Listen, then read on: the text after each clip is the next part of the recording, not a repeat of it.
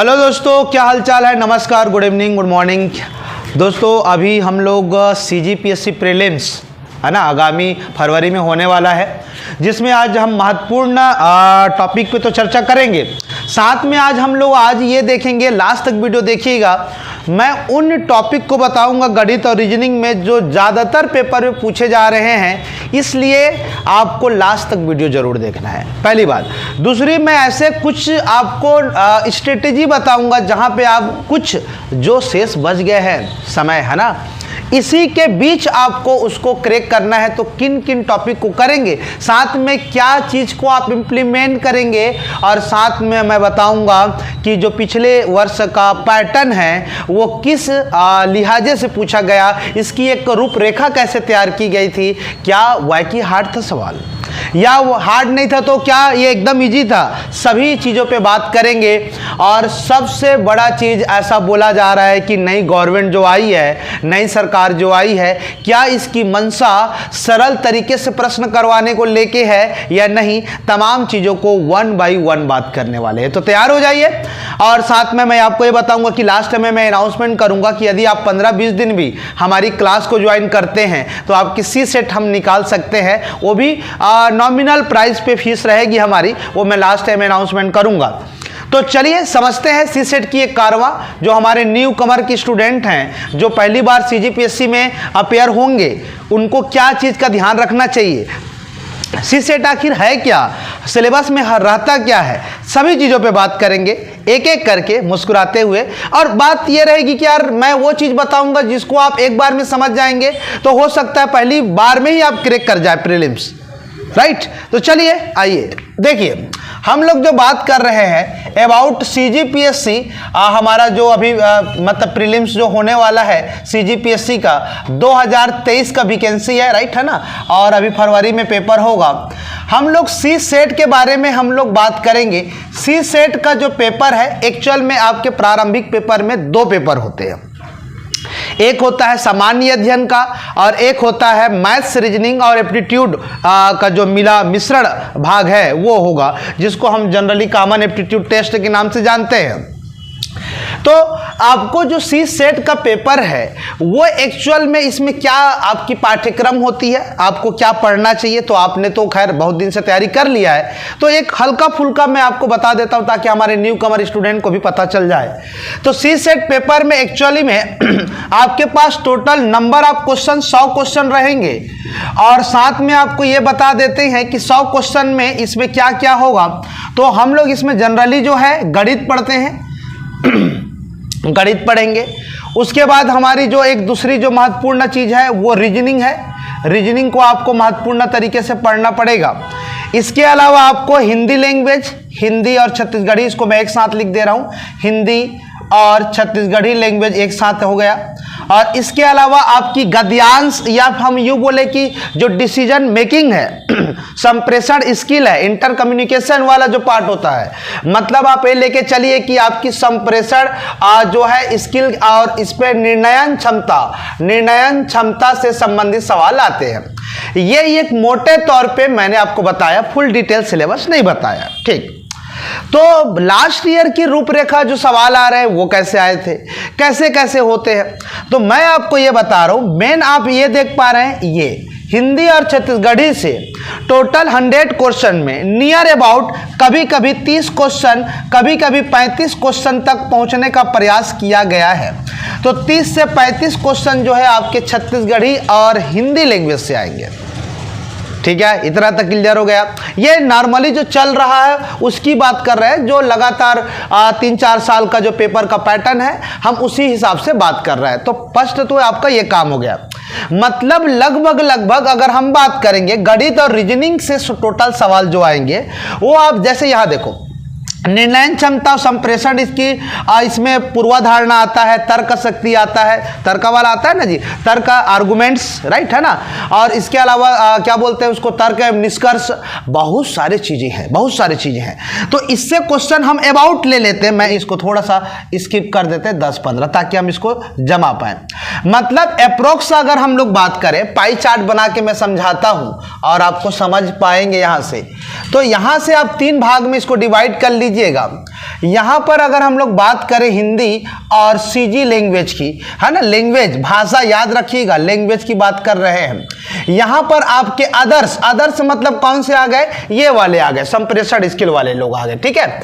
और यहाँ पर मैथ्स और रीजनिंग की बात कर रहे हैं हम लोग, मैथ्स और किसकी बात कर रहे हैं दोस्तों, रीजनिंग की बात कर रहे हैं। तो मैथ्स और रीजनिंग, अब इसको हम लोग अगर क्लासिफाइड करते हैं तो हिंदी में मैंने क्या बोला आपको, 30 से 35% तक के सवाल आ रहे हैं। इसके अलावा अदर में मैंने कितना बोला भाई, 10 से 15। तो आप खुद बताओ, 30 और 10 के बीच में दरमियान में अगर एक केस फंसता है तो टोटल 40 हो गया। मतलब लगभग 55 से 60 क्वेश्चन आपके गणित और रीजनिंग के आएंगे।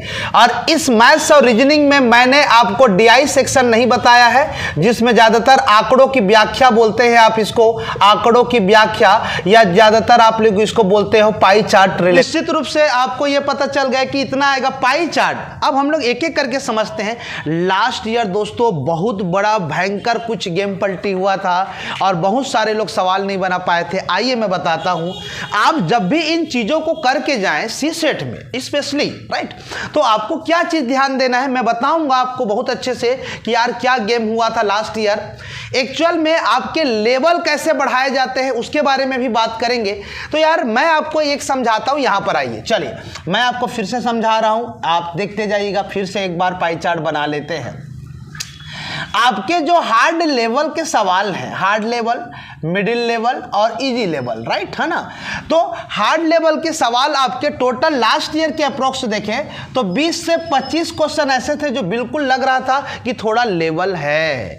गणित भी दिया था तो ऐसा नहीं कि एक ही बार में बन जा रहा था, नहीं, कैलकुलेशन टफ था। सर कैलकुलेशन टफ कैसे होता है भाई, कैसे होता है कैलकुलेशन टफ? कैलकुलेशन जब आपको परसेंट में नॉर्मल क्वेश्चन का पैटर्न दिया जाए, लेकिन सोचिए जहां पर 10% लिखा है, जहां पर 20% दिया जाता है, जहां पर 30% दिया जाता है, इसको हल करना एज ए परसेंट और क्या बोल सकते हैं आप, साधारण ब्याज, चक्रवृद्धि ब्याज, तमाम चीज़ों में मज़ा आता है।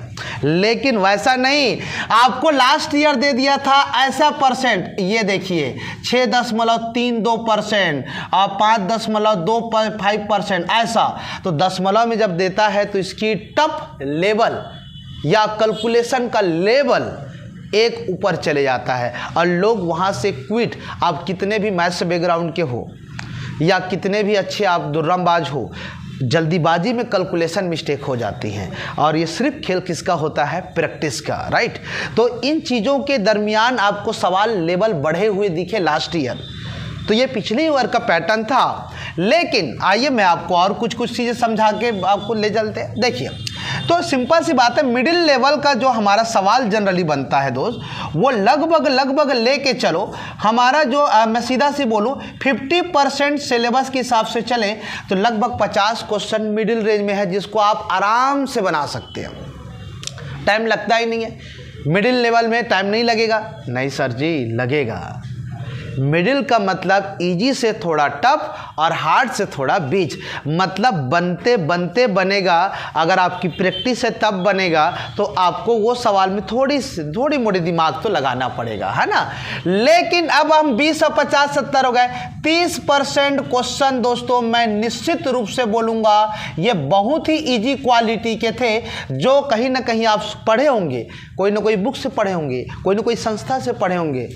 आई रियली प्रॉमिस कि वो बहुत इजी आए थे, जिसको आप देख के बना सकते थे। सर तो बना क्यों नहीं?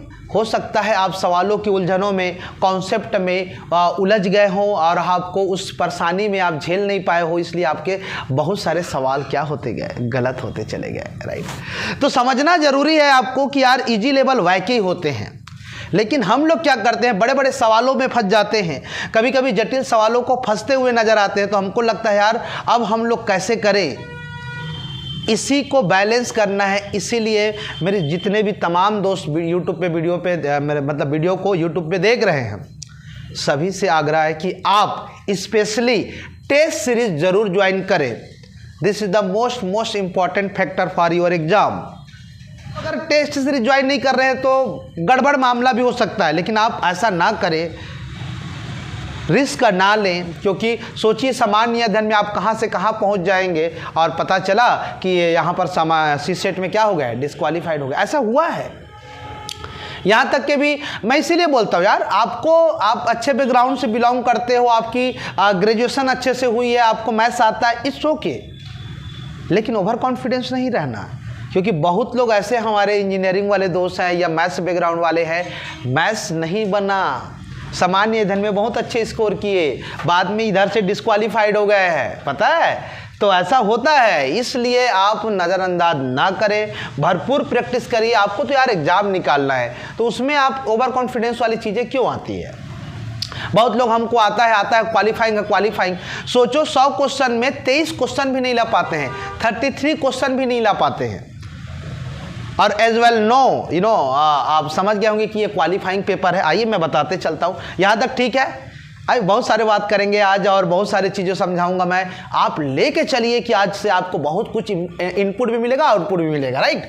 चलिए देखते चलते हैं। देखिए अब मैं आपको ये बता दे रहा हूँ कि हमारी सीसेट क्वालिफाइंग का जो एक आधार है ना, एक स्तर है, वो कैसे है। आइए हम उस चीज़ पे बात करते हैं और एकदम परेशान नहीं होना है, समझते हुए चलना है, राइट है ना। ये जो है हमारे सीसेट का जो पेपर है वो एक्चुअल में क्वालिफाइड पेपर है।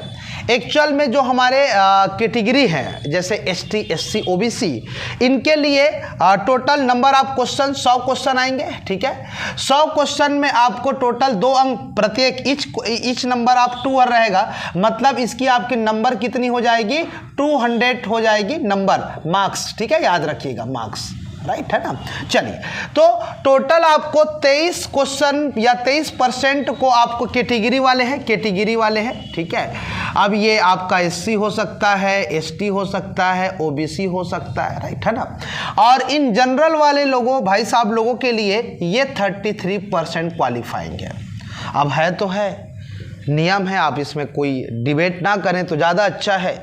आप मेहनत करके आप क्वालिफाइंग करेंगे तो ज़्यादा बेस्ट है ना। कभी भी किसी से शिकायत के नज़रों से आप ना देखें। कभी कभी लाइफ में हमारे क्या चीज़ आता है पता है, आज मेरे पास बाइक नहीं है, मैं शिकायत करता हूँ, कोचता हूँ अपने आप को, भगवान को कोच देता हूँ, माता पिता को, मेरे माँ बाप यार गरीब हैं, मतलब कोचने का दरमियान जो है वो आप अपने अंदर शिकस्त पैदा कर दिए हो, और इसी कारण आप बार बार चीज़ों को क्या कर रहे हैं, अपने नेगेटिव चीज़ों पे जा रहे हैं।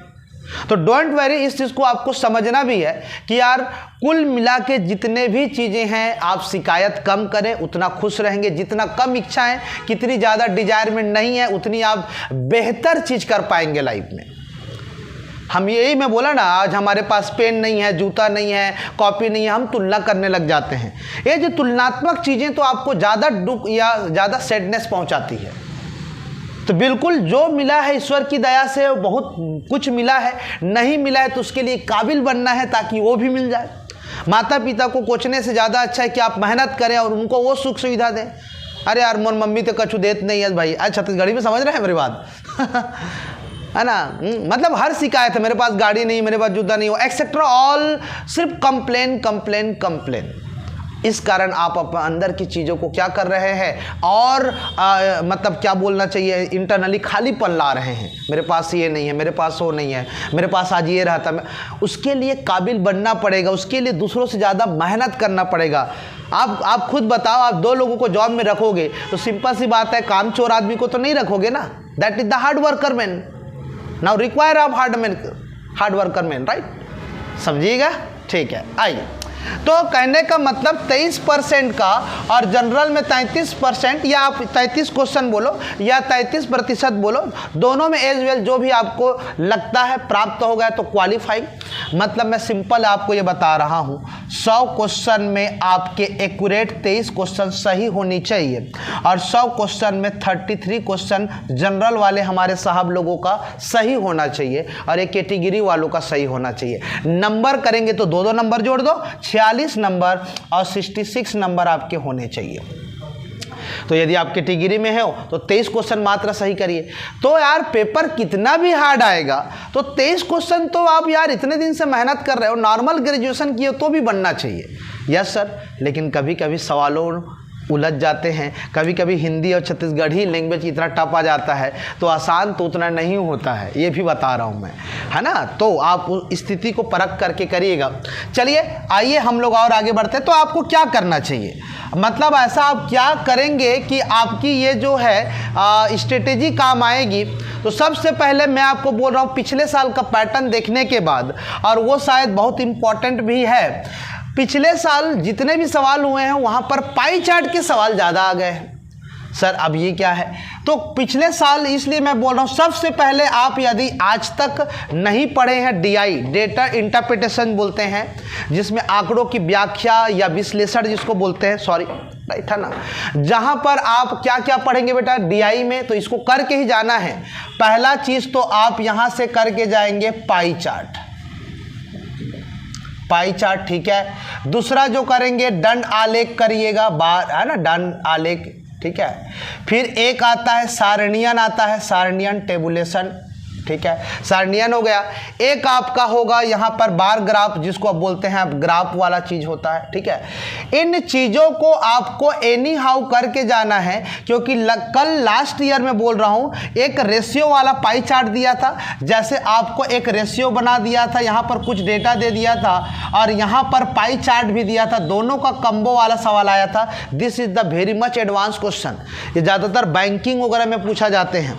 तो आपको लेवल बढ़ाना है, यदि आप कहीं पढ़े हैं आपको उस लेवल के सवाल नहीं कराएं तो यार आप बोलिए अपने टीचर को, बोलिए ये सवाल करना बेहद जरूरी हो जाएगा, ठीक है। चलिए, तो एक दंड आलेख का मतलब आप समझ गए होंगे कि कुछ इस तरीके से दंड आलेख बनाए जाते हैं। ये देखिए इस तरीके से दंड आलेख बनाए जाते हैं, फिर आपको कंपेयर किया जाता है।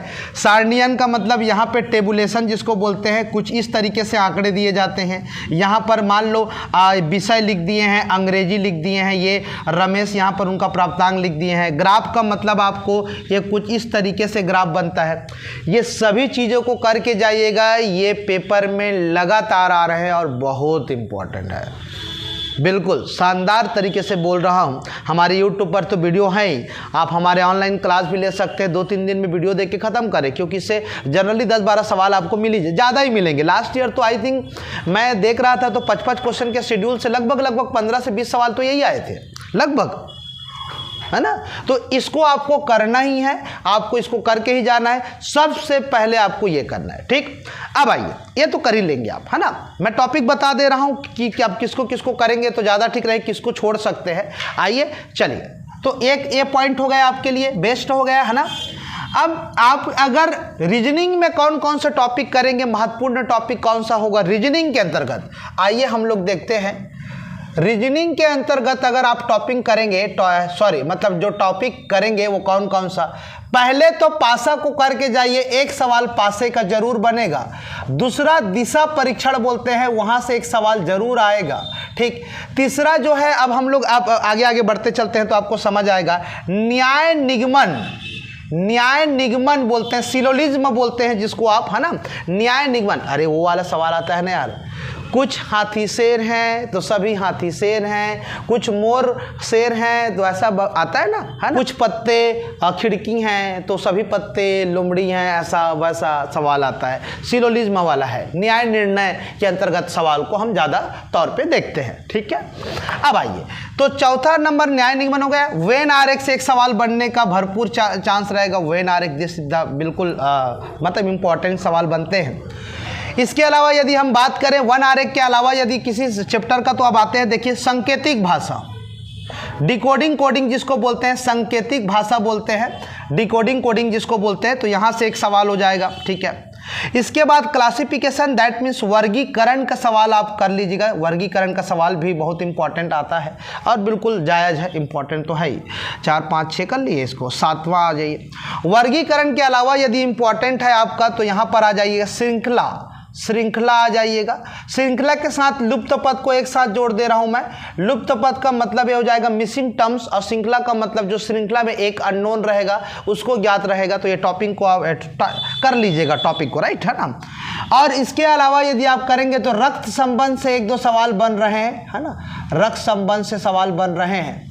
इसी तरीके से अगर आप और थोड़ा सा एक्सप्लेन करेंगे आगे, तो यहाँ पर जो आपको दिख रहा है, घड़ी से कभी कभी सवाल आ जाता है, लेकिन ज़्यादातर नहीं आता तो छोड़ भी सकते हैं, घड़ी का एक सवाल तो बनता है ये तो है, लेकिन लास्ट ईयर नहीं आया था, कोई बात नहीं है। अब यार सबसे बड़ा चीज़ है कैलेंडर, तो कैलेंडर से सवाल बहुत रेयर केस में आते हैं, आजकल नहीं आ रहे हैं, तो करना होगा तो कर लीजिएगा।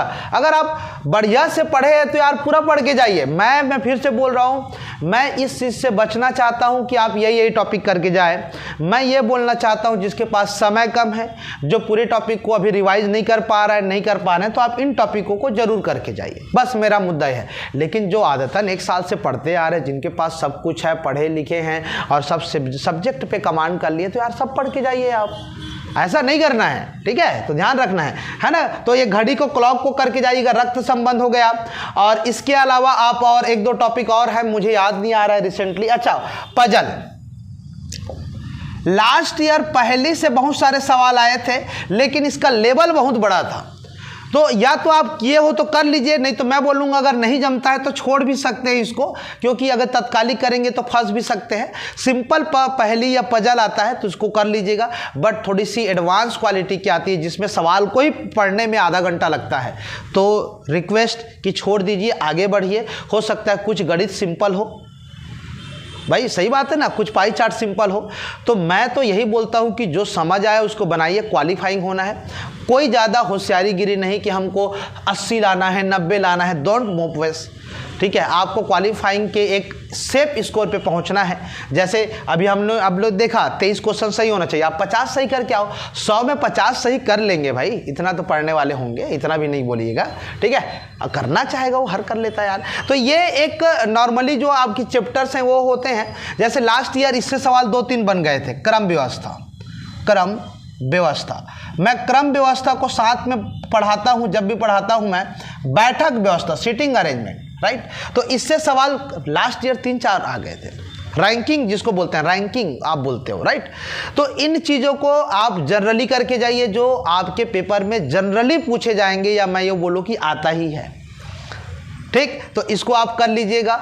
मैथ्स में ऐसा कोई टॉपिक नहीं है जिससे लास्ट ईयर सवाल नहीं आए थे, सवाल पूछा ही गया था, तो क्या छोड़ सकते हैं मैं वो बता रहा हूँ। पढ़ना तो सबको है, पढ़ना तो भाई सबको है। जैसे कि अब आप एक देखिए, संख्या पद्धति सरलीकरण आता ही है, लघुत्तम से लास्ट ईयर सवाल वैसा डायरेक्ट नहीं आया था, लेकिन लास्ट ईयर अनुपात से 2-3 सवाल आ गए थे, औसत से सवाल आ गए थे।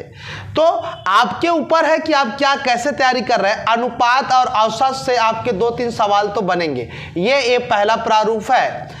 प्रतिशत की बात करेंगे हम लोग, प्रतिशत हो गया, लाभ हानि हो गया, इससे एक सवाल बनने के भरपूर चांसेस रहेंगे, और एसआई और सीआई से भी सवाल बनते हैं। इसके अलावा चाल, दूरी, समय, है ना जी, ठीक है, चाल, दूरी, समय, इसके रेलगाड़ी को जरूर कर लीजिएगा, एक सवाल बनेगा। लेकिन नावधारा को छोड़ सकते हैं। लेकिन यार मैं नावधारा को इतना आसान करा दिया हूँ क्लास में, मुझे तो नहीं लगता कि ये बहुत डिफिकल्ट है, मुझे नहीं पता भाई, अब आपके यहाँ आ रहा होगा तो अब क्या पता भाई, अब आपको हार्ड लेवल लग रहा होगा, तो इसलिए आप यदि बिलासपुर में हैं तो हमारी क्लास ज़रूर ज्वाइन करें। यदि आप क्लास कर चुके हैं तो जो नए मेहमान हैं या जो नए आगंतुक लोग हैं जो बिलासपुर आके पढ़ना चाहते हैं, तो हमारी क्लास के बारे में स्पष्ट तौर पर बताइए। बिलासपुर में मात्र एक संस्था जहाँ गणित रीजनिंग के लिए फेमस हो जा रहे हैं, क्योंकि मैं नया थोड़ी हूँ यार, मेरी संस्था नया है ना, मैं तो बहुत दिन से पढ़ा रहा हूँ बिलासपुर में। Got it my point, right. चलिए, तो चाल, दूरी, समय के अलावा यदि आप करना चाहेंगे तो समय कार्य को जरूर कर लीजिएगा, यहाँ से एक सवाल बनने के चांसेस जरूर रहेंगे, है ना। और इसके अलावा मैंने पहले बोला संख्या पद्धति और सरलीकरण से सवाल बनेंगे, संख्या पद्धति और सरलीकरण से सवाल जरूर बनेंगे, सरलीकरण से सवाल जरूर बनेंगे। मैं ऐसे ही लिख रहा हूँ, ध्यान दीजिएगा, ज़्यादा मैं मतलब फॉर्मेलिटी नहीं कर रहा हूं मैं, इट्स जस्ट ओके, आपको टॉपिक पता चलना चाहिए बस, और मैटर नहीं करता, राइट। इसके अलावा यदि आप करना चाहोगे तो घातांक करनी से एक सवाल बनने के भरपूर चांसेस रहेंगे। घातांक करनी को जैसे ही करेंगे तो वर्गमूल निकालना जरूर सीख जाइएगा, this is the very very important for your time, right. प्रायिकता को कर लीजिए, अगर समय है तो, नहीं अगर हो पा रहे तो प्रायिकता को स्किप कर सकते हैं, ठीक। इसके अलावा और कोई भी टॉपिक है, जैसे मिश्रण है, सवाल आते हैं, लेकिन अगर नहीं करना चाहोगे छोड़ दो। उम्र वाला है, एज है ना, एज छोड़ सकते हो। अगर कम समय है, कुछ स्पेशल टॉपिक करना है तो आप इन टॉपिक को करके जाइए। लेकिन अगर आपके पास समय है, आप पढ़ते आ रहे हैं लगातार, तो यार करना पड़ेगा, ऐसा आप छोड़ नहीं सकते, क्योंकि आज का स्थिति ऐसा है कि हर एक टॉपिक से 2-2 सवाल, एक सवाल आ जा रहे हैं, तो आप कैसे छोड़ सकते हो।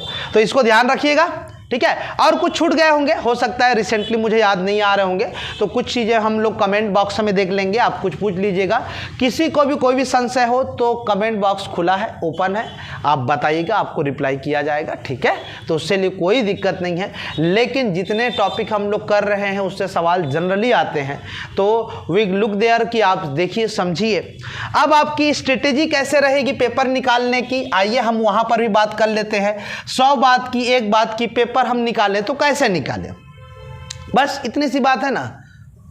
चलिए बिल्कुल बता देते हैं। सबसे पहले आपको 100% बोल रहा हूं और बुरा नहीं मानेंगे आप, डरना नहीं है, सबसे पहले डरना नहीं है। तो ये आपके लिए पहला फंडा हो गया ठीक है, मतलब ज़रूरी है रे यार, मतलब बहुत लोग डरते ही है रे, तो बाद में पेपर, भाई बताओ, बहुत लोग ऐसे डरते रहते हैं, ऐसे डरते रहेंगे, बाद में पेपर बहुत ईजी आता है तो भी नहीं बना पाते हैं, ऐसा होता है। तो आप इतना कुछ नहीं करना है, सबसे पहले अपन को डरना नहीं है, उसके बाद देखना है कि जो भी होगा। बहुत लोग देखिए पेपर निकालने के सिर्फ सबसे ज़्यादा महत्वपूर्ण है कॉन्फिडेंस। पूरा का पूरा खेल कॉन्फिडेंस का है भाई साहब, पूरा कॉन्फिडेंस का खेल। अगर जिसने कम तैयारी करके कॉन्फिडेंस बूस्ट कर लिया है और पेपर दे रहा है, तो हो सकता है कम नॉलेज में उसकी परफॉर्मेंस अच्छा हो जाए और वो क्रैक कर जाए प्रीलिम्स या जो भी पेपर है। एक आदमी रात दिन पढ़ रहा है, पूरा ओवरऑल सुबह शाम से पढ़ रहा है और फुल नॉलेज में है और हर चीज रटा हुआ है, हो सकता है अंतिम दिन उसका कॉन्फिडेंस लूज, मैं नहीं कर पा रहा हूं, मुझे डर लग रहा है, मैं सवाल गलत कर लूंगा, ऐसा अगर फील होता है तो आप पूरा का धरा रह जाएगा। तो पूरा गेम पलटी होता है कॉन्फिडेंस से। वो कैसे आएगा, वो आपकी प्रैक्टिस से आएगा, वो आपके जुनून से आएगा, आपके विचार से आएगा, थॉट से आएगा। आप अपने विचारों को चेंज करिए, अपने दिमाग में लेआउट दीजिए कि मैं कर सकता हूं, yes I can do it, बोलना पड़ेगा। आप सुबह शाम बोलिए अपने आप को, माइंड को सुचारू रूप से चलाइए। यार ये इतने दिन मेहनत करे हो, आपका नहीं होगा तो किसका होगा भाई, करेगा, होगा। भगवान भी उसी का साथ देता है ना, जो लगातार पटरी पे काम कर रहा है, जो लगातार आपके मेहनत सपने को पाने के लिए चल रहा है। तो इसलिए कॉन्फिडेंस लाइए, confidence is very important factor for your exam. अगर जिसको करना है, डरना नहीं है, राइट। इसके बाद आपको दूसरा चीज ध्यान देना है, आपकी सीजी और Hindi language you must have. ये बोलेंगे कि यार मेरे से नहीं होता तो यार एग्ज़ाम छोड़ दीजिए, नाराज मत होइए। अगर जो हिंदी और छत्तीसगढ़ी नहीं कर पाया ना, ये तो मेंस में भी है बाबा, व्यापम भी पेपर देंगे कभी तो उसमें भी तो है। तो इट्स नेसेसरी और इट्स इम्पॉर्टेंट फॉर कि सीजी और हिंदी भाषा को बढ़िया से करना है, ठीक, निकालने का मूल मंत्र है। तो सबसे पहले तो ये हो गया 50% तो आप यहीं से जीत गए, किसी भी चीज़ों को दिल लगा दीजिएगा। सीजी और हिंदी के टोटल लगभग 30 क्वेश्चन आएंगे, तो आप यार कितना भी कम कर लेते हैं तो 20 क्वेश्चन तो सही कर सकते हो। अरे भाई चलो 15 क्वेश्चन तो सही कर सकते हो ना यार। और खासकर नॉन मैथ्स वाले हो, आर्ट्स बैकग्राउंड वाले हो, बायोलॉजी वाले हो, तब तो आप हिंदी इंग्लिश तो अच्छा होना चाहिए। गणित वालों का थोड़ा सा कम रहेगा तो मैं मान भी सकता हूँ, आपके कैसे कम हो सकते हैं यार। तो हिंदी छत्तीसगढ़ी को बहुत अच्छे से कीजिए, आपके टीचर बताए होंगे, आप ध्यान दीजिएगा, है ना। तो इसको बहुत अच्छे से करिएगा। तीसरे में आ जाइएगा, आपको देखो अब आते हैं आपके डिसीजन में की कौशल स्किल वाला आता है, इंटरपर्सनल स्किल और क्या बोल सकते हैं अंतर व्यक्तित्व संप्रेषण स्किल, ये सब चीज़ें है ना, कम्युनिकेशन स्किल। ये चैप्टर को करते हो तो ठीक, नहीं भी होता है तो कोई दिक्कत नहीं है। तो अब आपको इसमें क्या करना है, मैथ्स में आप उन टॉपिक को करें जो आपसे बन जाता है। जिसको मैथ्स से डर लगता है वो कहां पर पकड़ लेगा, इसको रीजनिंग को पकड़ लेगा, रीजनिंग के टॉपिक को पकड़, कोई भी टॉपिक को।